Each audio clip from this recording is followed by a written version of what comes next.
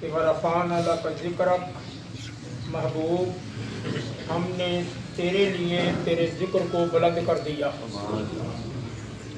نبی اکرم حضرت محمد مصطفیٰ صلی اللہ علیہ وآلہ وسلم تمام نبیوں کے سلطان ہیں اور آپ سید الانبیاء ہیں، خاتم النبیین ہیں، رحمت للعالمین ہیں۔ سب جہانوں کے لیے اللہ تعالیٰ کی طرف سے آپ رحمت بن کر آئے ہیں۔ خاتم النبیین، آخری نبی، حضور علیہ السلام فرماتے ہیں انا خاتم النبیین لا نبی بعدی، میں اللہ کی طرف سے آخری نبی ہوں، میرے بعد قیامت تک کے لیے کوئی نبی نہیں ہے۔ نبی کریم حضرت محمد مصطفیٰ صلی اللہ علیہ وسلم، وہ سماں کیسا ہوگا، یعنی جس وقت حضور دے غلام آپ کے ارد گرد بیٹھے ہوں گے شمع رسالت پروانے، وہ سماں کیسا ہوگا، وہ گھڑی کیسی ہوگی جب پہلی نظر محمد کے چہرے پر پڑی ہوگی۔ وہ ذیشان ہستیاں، نبی پاک کے جانثار، جو ہر وقت نبی کریم کے چہرے کی زیارت کرتے تھے، ان کی ہر صبح عید ہوتی تھی، ان کو خدا کا قرب حاصل تھا کہ نبی کی دید ہوتی تھی۔ وہ ذیشان لوگ تھے، عظمت والے لوگ تھے، بزرگی والے لوگ تھے، ان کی عظمتیں اللہ نے قرآن پاک میں بیان کی ہیں۔ اللہ تعالیٰ فرماتا ہے کہ میں ان پر راضی ہو گیا اور یہ مجھ پر، اللہ فرماتا ہے ان پر میں راضی ہو گیا، یہ مجھ پر راضی ہو گئے۔ یہ وہ گروہ ہے ذالک لمن خشی ربہ، جڑے اپنے رب کو ڈردے نے، اللہ انہاں تے راضی ہو جاتا ہے۔ یہ گروہ مصطفیٰ دا، یہ شمع رسالت دے پروانے، مصطفیٰ دے جان نثار، ہر وقت چہرے مصطفیٰ دی زیارت کرتے سن۔ ایک صحابی رسول ہے، وہ حضور کی زیارت کر کے گھر میں جاتا ہے، گھر سے فوراً بارگاہ مصطفیٰ میں پھر آ جاتا ہے، اور نبی کریم علیہ السلام نے پوچھا، اس کی آنکھوں سے آنسو جاری ہو گئے، پوچھا میرے غلام، اے میرے صحابی کیوں پریشان ہے؟ عرض کی آقا، جب میں گھر میں جاتا ہوں آپ کے چہرے کی زیارت کر کے میں بے چین ہو جاتا ہوں، اور جب میں فوراً مسجد میں آتا ہوں آپ کے چہرے کی زیارت کرتا ہوں مجھے چین مل جاتا ہے۔ آنسو اس لیے جاری ہیں، جب آپ جنت الفردوس میں اعلیٰ مقام پر فائز ہوں گے، میں بھی وہاں ہوں گا، وہاں میں آپ کو کیسے پاؤں گا، وہاں کیسے زیارت ہوگی؟ مصطفیٰ نے پکڑ کر سینے سے لگایا، فرمایا میرے پیارے فکر نہ کر، تو یہاں بھی محمد کے ساتھ ہے، جنت میں بھی محمد کے ساتھ ہے۔ صلی اللہ علیہ وسلم، جو مصطفیٰ کے ساتھ پیار کرتا ہے، میرے آقا لجپال ہیں، اس کو بھی حضور اس کے ساتھ پیار کرتے ہیں، اور میرے نبی کریم علیہ السلام کے دیوانے، حضور علیہ السلام کے پروانے، ذیشان لوگ ہیں، عظمت والے لوگ ہیں، یہ مصطفیٰ کے حضور علیہ السلام کے جانثار ہیں۔ اور اتنی عظمت والے لوگ، بڑی شان والے لوگ، وہ پانچوں نمازیں آقا علیہ السلام کی اقتداء میں پڑھتے، ذکر الہی کرتے، اور مصطفیٰ علیہ السلام ان کے لیے دعائیں فرماتے۔ نماز کی برکات کے بارے میں ایک حدیث مبارک سناتا ہوں، اس کے بعد دعا مانگتے ہیں۔ نماز کی بے شمار فضیلتیں ہیں۔ صبح کی نماز جب نبی کریم علیہ السلام پڑھا دیتے، آپ کی ابتدا میں تمام اصحاب نماز پڑھتے، تو جب نبی کریم علیہ السلام سلام پھیرتے تو ایک صحابی حضرت ابو دجانہ رضی اللہ تعالیٰ عنہ، وہ اپنی دعا مانگ کر فوراً چلے جاتے۔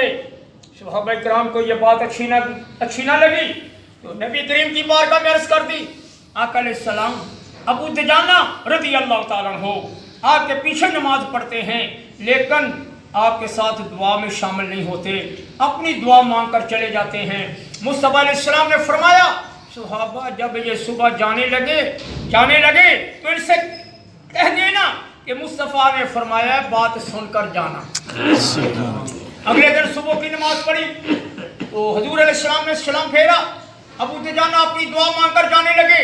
صحابہ نے کہا بھائی نبی پاک کا فرمان ہے بات سن کر جانا۔ وہیں بیٹھ گئے، کوئی عذر نہیں، जब आका अलैहिस्सलाम ने दुआ मांगी, फरमाया अबू दुजाना इधर आओ ना। जब मैं दुआ मांगता हूँ ना, मेरी दुआ के साथ 7 आसमानों के फरिश्ते भी आमीन कहते हैं और उठकर चला जाता है। क्या बात है? अर्ज की आका मेरी मजबूरी है। मुस्तफा अलैहिस्सलाम ने पूछा क्या कौन सी मजबूरी है? अर्ज की आका मेरे साथ वाला मकान है यहूदी का, उसके घर में है खजूर का दरख्त, उसकी चंद शाखें मेरी दीवार से यानी ऊपर से दीवार के मेरे सेन में झुकी हुई हैं। देर हो जाए कोई दाना खजूर का गिर जाए ना, मेरे बच्चे उठकर खा लें। यहूदी इतना सख्त है, वो मेरे बच्चे के गले में उंगली डालकर खाई हुई खजूरें पेड़ से निकाल लेता है, वो कैद करवा देता है। इसलिए मैं इसलिए चला जाता हूँ कि अपने बच्चों को उठने से पहले वो खजूरें यहूदी के हवाले कर दूँ। सरकार ने फरमाया सुनकर बिलाल जाओ यहूदी को बुलाकर लाओ, उसके साथ सौदा कर ले।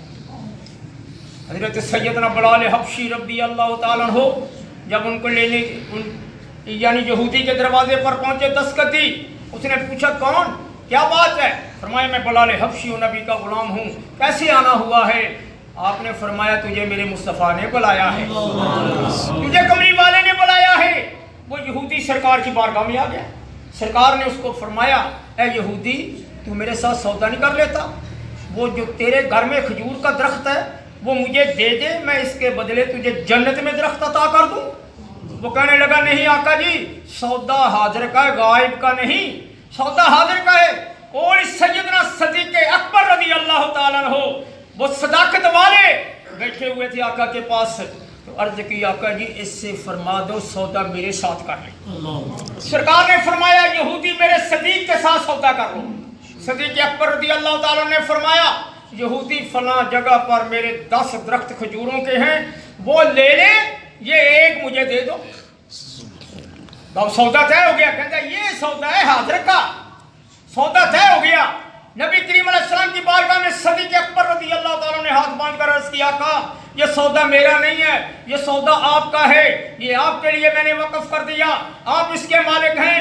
नबी करीम ने फरमाया सदीक़ इसके बदले तुझे मैंने जन्नत में खजूरों के बगात अता कर दिए। अब सौदा तय हो गया। यहूदी घर में आ गया, अपनी अहलिया को पास बैठा लिया।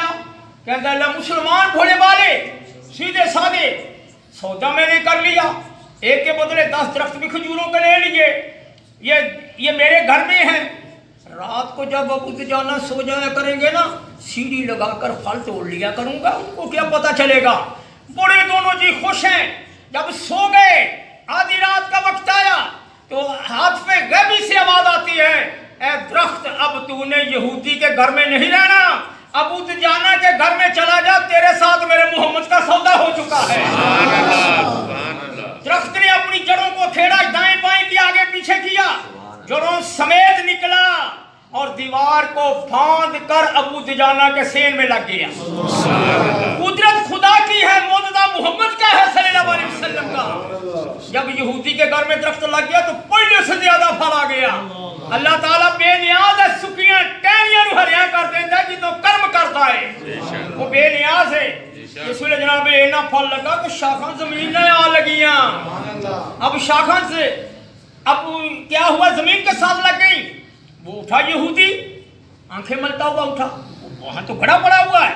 कहता ये दरख्त अबू दुजाना लेकर नहीं गया, ये तो अबू दुजाना के नबी का मौजूदा है।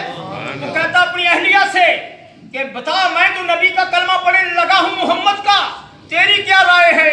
उसने कहा जिधर आप उधर मैं, दोनों जी मियां बीवी आए, कलमा पढ़कर मोहम्मद की गुलामी में आ गए। ये नमाज की बरकत थी।